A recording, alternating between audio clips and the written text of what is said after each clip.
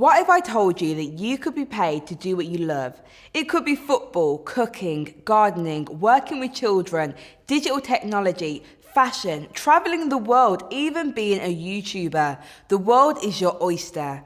You can shape your future and love what you end up doing for your career. I'm Kaylee, and in this quick set, I'm going to advise you on how to take the next steps to getting paid to do what you love. From time to time, we should all reevaluate our priorities. This includes if we've made the right career choices. It's good to hone in on our hobbies or to discover new ones and focus on spending time on things that you're passionate about. Additionally, the internet and websites such as eBay, Etsy have given us so much exposure to the possibilities of buying and selling that engage audiences globally. Beginning any career has its challenges. To make a career out of a hobby, you need to have the skills, talent, and desire, not to mention the investment of time and money, and just a little bit of luck. However, as things progress, commitment, resilience, dedication, and support are key. My colleague Anna Marie has a quick set on how to take the right risks in your career. Check it out. She brings to life her story and how she began her beauty business during lockdown. She talks about the process that she took and the challenges that she encountered. And now, I would like to share with you a brief version of my story. I am so passionate about it. I really could talk to you about it for days, but this video is only a couple of minutes long, so I'll keep it brief. I am very blessed that I get to do a job that I love. I love music, I love getting to know people, and I am in the perfect job where I get to combine these two elements together daily. I'm a radio presenter and I get to play music and talk to people every single day. I never actually feel like I'm doing a day's work, and that's exactly what I want for you as well. But it's also important to note that you don't always land your dream job straight away. So I began my career working on the checkouts at Tesco. I did love it there, by the way. But whilst I was there, I learned how to communicate and adapt my personal style to communicate with different types of people. And honestly, some of those were real characters. Whilst I was there, I developed my people skills that I use every single day when performing my radio interviews. And that's how I learned that I love what I was doing. So I advise you to think of two things: the technical skills that you need to develop and the behavioural skills. Whether you're looking for a part-time job or you just want to change careers, just think about how you can transfer them skills and develop them and work towards landing your dream job. Now we're going to help you identify your hobby.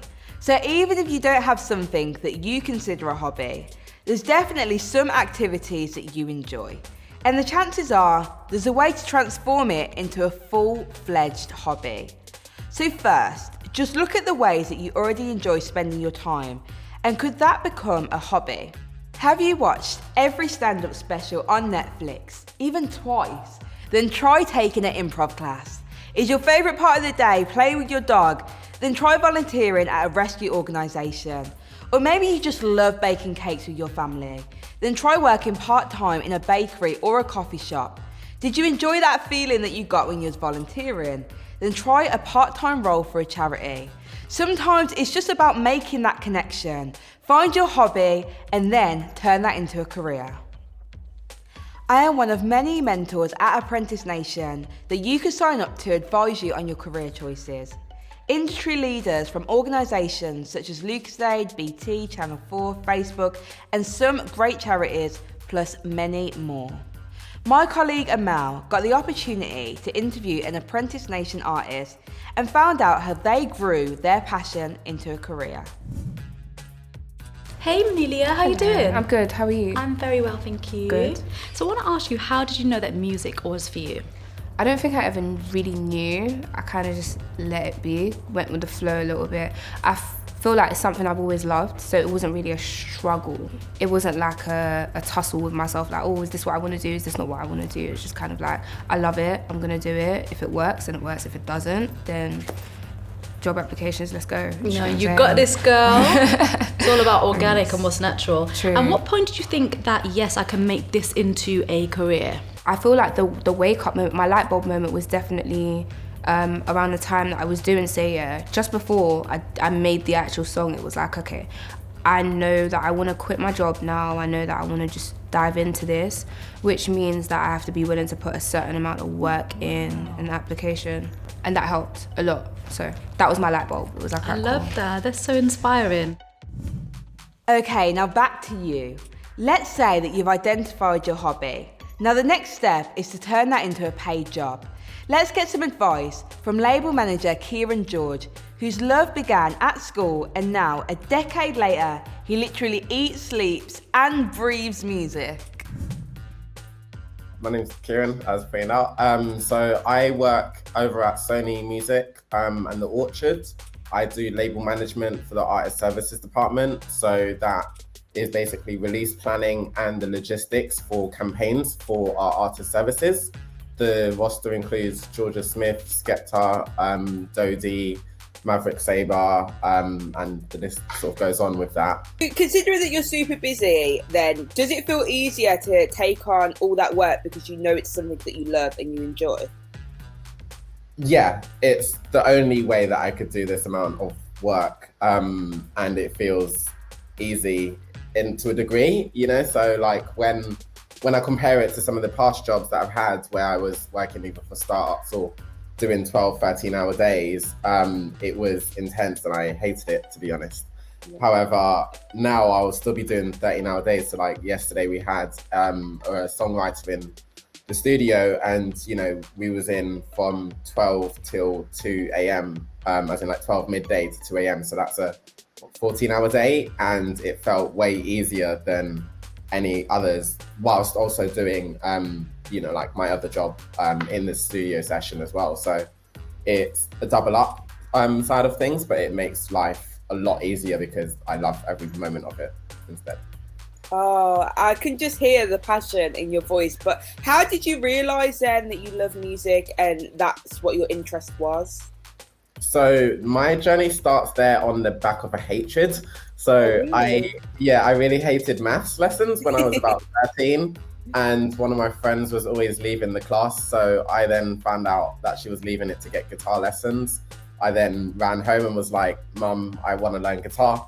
And then on the back of that, I really loved guitar basically. And then from that, I discovered all different types of music. And then from then, it was then like a journey of exploration down, like, you know how you could go into YouTube spiral. It was kind of like a music spiral, just, oh, I want to know every aspect about this, including the maths actually now. Yeah. Wow. And that's quite interesting then, because you started off with actually like performing them, maybe learning the guitar, and now you work behind the scenes within the music industry. So what advice would you give for a young person then that doesn't really know about all the different jobs that are out there linked to their interests? So with that, it's kind of a space of just feel out what you love, because like there's so many different areas of it. For example, even in the business side, it might be, I just knew when I first came in that I just wanted to do music, and it was like, okay, where do I begin? I quickly learned from trial and error, like doing performance, that, oh, I love performance, but I just want to keep this for myself. And then it was like a case of, I love how business works in general, but I hate normal business. Music business sounds fun. So I just know I want to work in the music business. I didn't know what. And it was literally a case of speaking to people, so like everyone that you can, and figuring out what you love to do. So you might love the law side of the world, but you might have a love for music. Then there's an option to explore music law and even go further into that. You know, it might just be a case of, oh, I know that I'm good with people and I love music. What do I do? Maybe management, you know, like there's different options. And I think the best way is through literally trial and error, but also through speaking to people, and eventually it kind of, you find that the opportunity finds you, if that makes sense, if you keep doing it. That was how I navigated that journey. Building on Kieran's points, consider getting paid doing what you love. Long term will provide you with a greater happiness and better job satisfaction, which may lead to better pay and opportunities down the road. However, the reality check is not to underestimate the value of your time. It takes hard work to profit from any business that you attempt to start from scratch. So like Kieran, you may like making music, but you need more than a passion if you want people to pay for it. Make sure you invest time into mastering your craft. You don't have to start your own business. Work for a startup or an established organisation within the industry, or a charity where your passion lies. It may be a better decision and a more secure career path for you. As I get ready to bring this quick set to an end, here is a quick checklist to help you make informed decisions and plan your next steps. Number 1, research the industry sector. What are the different roles and what is the earning potential? Number 2, network. Spend time with as many people as possible who are working in the connected industry or issue. Number 3, reach out to connections on social media. You can start with LinkedIn, go on to Twitter, even Instagram. Number 4, test the waters. Find someone that you can shadow. Find out what a day in that associated role really feels like. Number 5, find a mentor in the industry. Apprentice Nation is a great place to start for that. Number 6, find opportunities for your next steps, whether that's an apprenticeship, studying, or work experience. Finally, when you've completed your research, you've built your network, and you spent time with people in the industry, and you still love that job, then map out a plan for the next 6 months. Or if you're super confident enough, then map out a plan for the next year.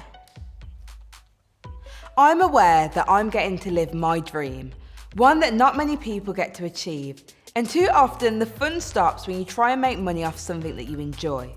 But if you believe in the power of your dreams, look within yourself and just go for it.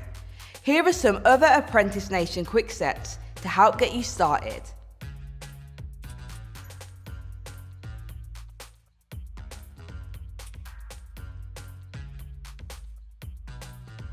Remember, if you do what you love, you will love what you do, and you will never have to work a day in your life. The biggest adventure you will have in your life is to follow your dreams, as Oprah said. Thank you so much for watching.